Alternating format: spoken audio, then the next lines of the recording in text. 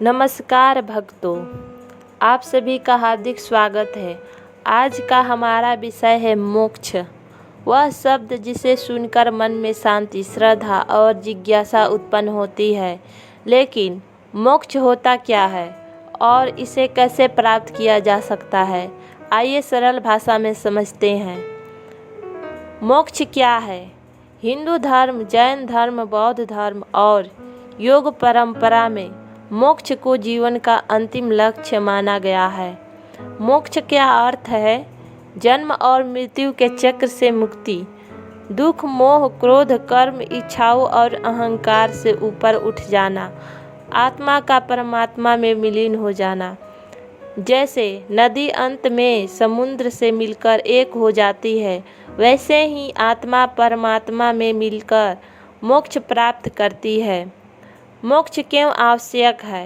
क्योंकि जब तक मनुष्य इच्छाओं में बांधा है, क्रोध में जलता है, लोभ में उलझा है, मोह में अंधा है, तब तक वह जन्म में मृत्यु के चक्र में घूमता रहता है। शास्त्र कहते हैं कामना बंधन है और त्याग ही मोक्ष का मार्ग है। मोक्ष कैसे प्राप्त होता है?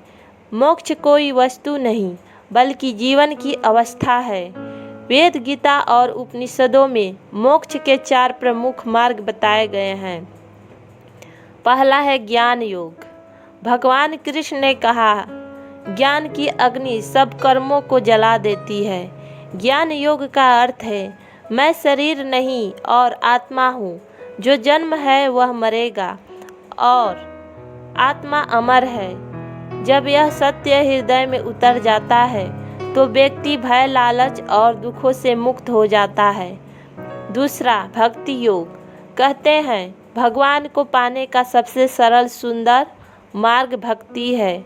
नाम जप, कीर्तन, पूजा, श्रद्धा और समर्पण। जब मन कहे मैं नहीं, सब आपकी कृपा है, तो अहंकार समाप्त हो जाता है और वही विनम्रता मोक्ष के द्वार पर ले जाती है। तीसरा है कर्म योग। भगवान कृष्ण ने गीता में कहा है, कर्म करो पर फल की आस मत रखो। निस्वार्थ कर्म, सेवा, दान और करुणा ये मन को पवित्र करते हैं। जब मनुष्य दूसरों की भलाई के लिए काम करता है तो धीरे धीरे मन का मैल मिटने लगता है। चौथा, राजयोग। मोक्ष का मार्ग मन की शांति से होकर जाता है। ध्यान हमें सिखाता है विचारों से मुक्त होना, स्थिर होना, वर्तमान में जीना। जब मन स्थिर होता है तभी आत्मा की अनुभूति होती है।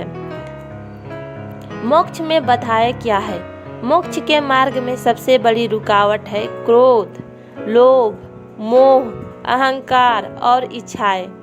जब तक मन बाहर भागता रहेगा, मोक्ष दूर रहेगा।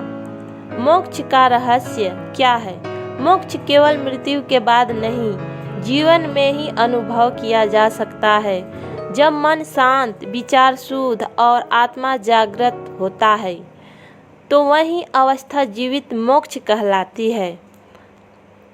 मोक्ष कोई दूर की चीज नहीं, यह हमारे मन, चरित्र और जीवन जीने के तरीके में छिपा है। बस 3 बातें याद रखें।